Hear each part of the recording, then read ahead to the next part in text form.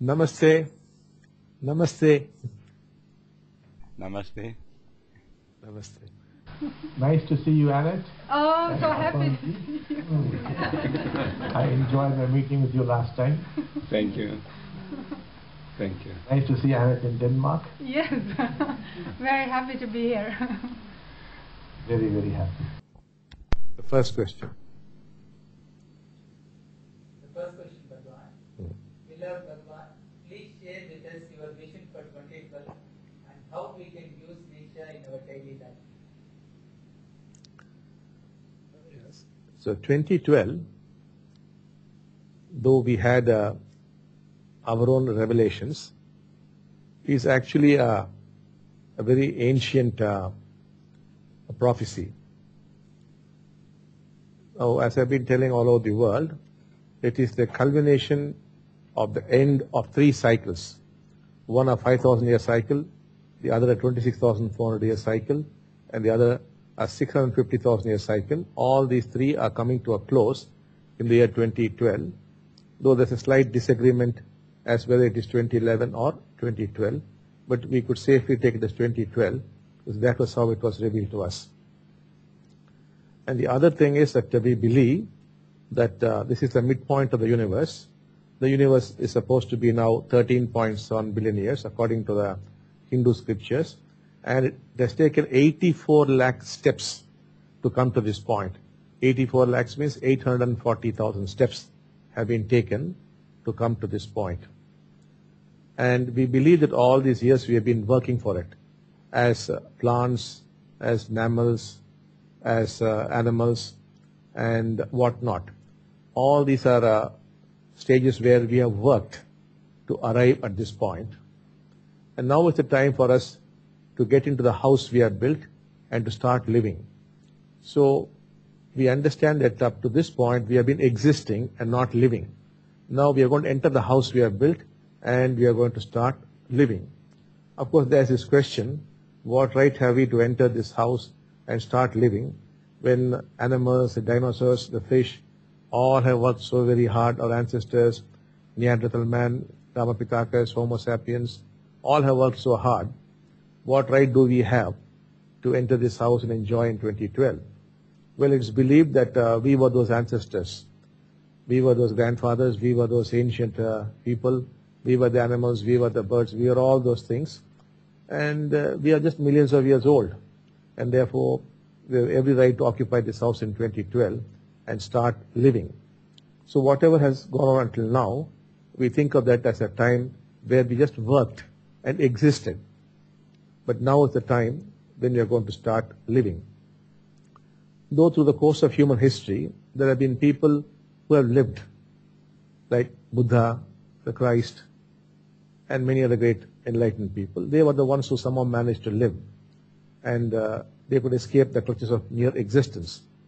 But now what's going to happen is, probably for the first time, it's going to be a global phenomenon where it is not awakening for an individual or a few people, but it's going to be on a very, very massive scale.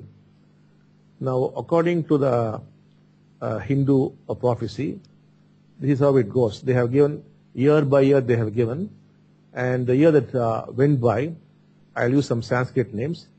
It is called Virojanama Samvatsara, which means a time when there's a lot of enmity in the world between nations and groups of people, between factions, between an individual and others, and within an individual also. There's a lot of conflict and there's a lot of enmity. That was the year which went by. Now the coming year, which comes into force in March, it is called, 1 minute, I just find out, it is called Vikrutinama Samvatsara. It is called Vikrutinama Samvatsara.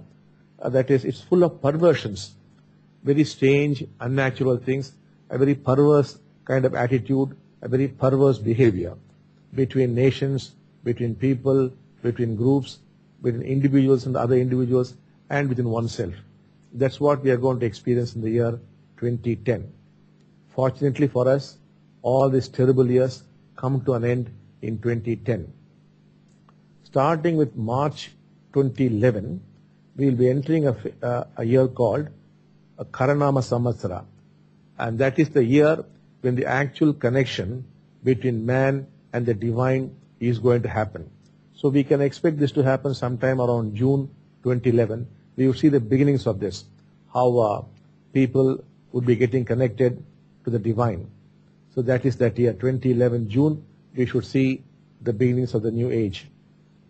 And then we come to 2012, which is called Nandana Nama Samvatsara, which means the birth of the new, which obviously here means the birth of a new age, and it is said that this is the year of great joy. So that is the prophecy for 2012. Then it goes on to 2013, at a great victory for mankind, 2014 a still greater victory, and 2015 a lot of love. So it goes on like that. These are not my prophecies. These are have been there for thousands of years. So what we have seen is, in our revelations we have seen these kind of things actually happening. We have not seen any great negative things, so it does not mean it's not going to happen, but we have not seen those things. We have seen only these things. So that's about 2012. But for all this to happen, we have to work. And it has also been prophesied that it needs about 60,000 people to achieve this. 60,000 awakened people. And if you do not have 60,000 awakened people, we'll have to have a huge number of blessing givers. That's how we can make this possible. So that is our mission about 2012. Since we have lost a lot of valuable time, the only way to make it up is to rapidly produce more blessing givers, so that in 2012, the first few months, they could be moved into very, very high states of consciousness, which in turn would bring up this awakening. So, and I'm sure that all of us together, working together, it's not just me doing or somebody doing, all of us have to work together, then this could well become a possibility. I'm not saying it will happen, I'm saying it's most likely to happen. So that's the answer. What's the second part of the question? How do they use it in their personal life? To use what? Use Deeksha. How to use Deeksha in your personal life? Well, basically it's like this. The teachings could help you understand any particular situation and help you solve it. But the teachings by themselves cannot do it. So what you must do is, depending on the situation, you must apply the teaching. You must understand it intellectually and try to contemplate on that. Beyond that, it is likely to be very difficult for you to proceed. So at that point of time, you must take a Deeksha from a Deeksha giver. If you take that, then the teaching would become a realization. Without the Deeksha, the teaching would not become a realization. It would be merely an insight. It would give you clarity. It may give you understanding. But then it will not become actual. To become a total realization, you need the support of the Deeksha. So either you take it from a blessing giver, or if you are one who has been initiated to initiate others, then you will be able to take the Deeksha direct from the Sri Murti, which is a very, very powerful Deeksha. But to receive that Deeksha, you must be an initiator yourself. Otherwise, you can't receive Deeksha from the Sri Murti. So directly you can go into that teaching and then touch the Sri Murti, or even if you could visualize the Sri Murti and touch it, the Deeksha will come. It will come like an electric shock, or like a tremendous surge of energy, or you could experience it as tremendous silence.